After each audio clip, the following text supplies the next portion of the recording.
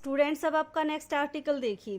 Next article में क्या है आपके पास, आपको रिलेशन बताना है E1 cap, E2 cap, E3 cap और del you, del v and del डब्ल्यू। E1, E2, E3 आपके पास क्या थे, ऑर्थोगोनल कर्विलीनियर कोऑर्डिनेट्स के अलोंग, जो टेंजेंट वेक्टर के अलोंग यूनिट वेक्टर थे वो क्या थे आपके पास, E1, E2 और E3। तो इन तीनों में और इन तीनों में आपको क्या बताना है, रिलेशन बताना है। कैसे बताओगे, देखो आपने किया था पिछली वीडियो में, क्या था आपके पास कि जो आपके पास curly R by curly U, curly R by curly V, curly R by curly W, ये system of vector and del you, del V, del W, ये सिस्टम ऑफ वेक्टर आपका क्या फॉर्म करता है, रेसिप्रोकल सिस्टम को follow करता है। अब आप कहोगे क्या ये आपकी वेक्टर क्वांटिटी है, तो हाँ स्टूडेंट्स, ये आपकी वेक्टर क्वांटिटी है। हमने किया था कि जब हम किसी स्केलर का ग्रेडियंट लेते हैं तो वो जो क्वांटिटी आएगी आपके पास क्या आएगी, हमेशा वेक्टर आएगी। अब देखो, अगर ये दोनों आपके पास रेसिप्रोकल सिस्टम ऑफ वेक्टर हैं तो आपके पास रेसिप्रोकल सिस्टम ऑफ वेक्टर की क्या डेफिनेशन होती है, पिछली वीडियो में बताया था, एक बार फिर से देखो कि अगर ये आपके पास रेसिप्रोकल सिस्टम ऑफ वेक्टर हैं तो ए का जो रेसिप्रोकल डिफाइन करते थे बाकी दो का क्रॉस और डिवाइडेड बाय इन तीनों का स्केलर ट्रिपल प्रोडक्ट। तो सेम इसी प्रोसेस को फॉलो करके हम अगर reciprocal system of vector define करेंगे तो आपके पास क्या आएगा, देखो डेल यू कितना आ जाएगा आपके पास, del you is equal to, इसको छोड़ के इन दोनों का क्रॉस, तो आपके पास आएगा curly R by curly V cross curly R by curly W और डिवाइडेड बाय इन तीनों का स्केलर ट्रिपल प्रोडक्ट कितना आएगा, curly R by curly U, curly R by curly V, curly R by curly W. ठीक है, अब देखो हमने पहले रिजल्ट किया था, वहां पे किया आया था आपके पास एक रिजल्ट कि करली आर बाय करली यू की वैल्यू आपके पास कितनी थी, H1 और E1 कैप, जो बिल्कुल स्टार्टिंग में हमने टेंजेंट वेक्टर और नॉर्मल वेक्टर निकाले थे वहां पे आपका आया था। ठीक है, ये वाला रिजल्ट।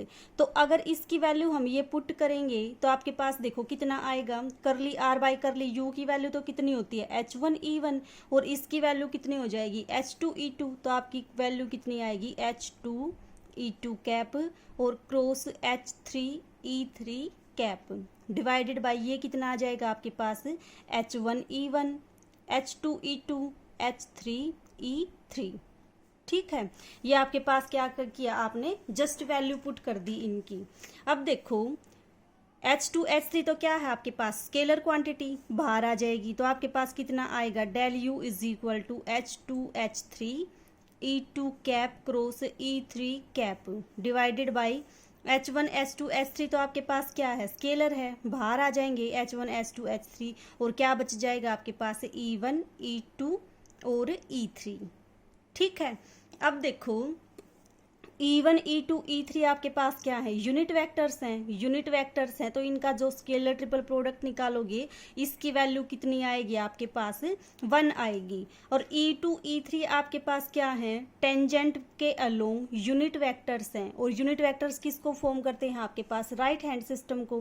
राइट हैंड वाला सिस्टम क्या होता है आपके पास कि E1 क्रॉस E2 की वैल्यू कितनी आएगी E3, E2 क्रॉस E3 की वैल्यू कितनी आएगी आपके पास E1, तो E2 क्रॉस E3 की वैल्यू आपके पास कितनी आ जाएगी E1 कैप, H2 H3 से आपका H2 H3 cancel divided by H1, तो ये आपके पास किसकी वैल्यू आ गई, डेल यू की वैल्यू आ गई E1 बाय H1। ठीक है, सिमिलरली आपके पास यहाँ से अगर E1 की वैल्यू निकालोगे तो कितनी आ जाएगी, E1 is equal to H1 del U. Similarly आपके पास E2 की वैल्यू कितनी आ जाएगी, E2 की वैल्यू आपके पास आएगी H2 डेल V और E3 कैप की वैल्यू कितनी आ जाएगी आपके पास H3 और डेल W। ठीक है, ये आपके पास E1 E2 E3 की वैल्यू आ गई in terms of del you, del V and del W। Important result हैं, आगे के लिए हम इनको डायरेक्ट यूज करेंगे इसलिए इनको याद रखना। ठीक है, अब देखो जो E1 होता है आपके पास, E1 की वैल्यू कितनी होती है, अभी बताया था, E1 आपके पास होता है E2 क्रॉस E3। ठीक है। और E2 क्रॉस E3, E2 की वैल्यू कितनी है आपके पास H2 डेल V, E3 की वैल्यू H3 डेल W, तो ये कितना आ जाएगा आपके पास H2 H3 del V cross del W, ठीक है। फिर आपका E2 कितना आ जाएगा, E2 आपके पास आएगा, देखो 1 है तो यहाँ पे 2 है तो यहाँ पे कितना आएगा H3 और H1, और इसका क्रॉस किसके साथ आएगा del W cross del U, ठीक है। किसको फॉलो करोगे, राइट हैंड वाले सिस्टम को, साइक्लिक ऑर्डर को फॉलो करोगे। जैसे 2 है यहाँ पे तो यहाँ पे W और U आएगा। सिमिलरली आपके पास E3 कैप कितना आ जाएगा, यहाँ पे 3 है तो यहाँ कितना बचेगा H1 H2 और क्या बचेगा यहाँ पे del U cross del V।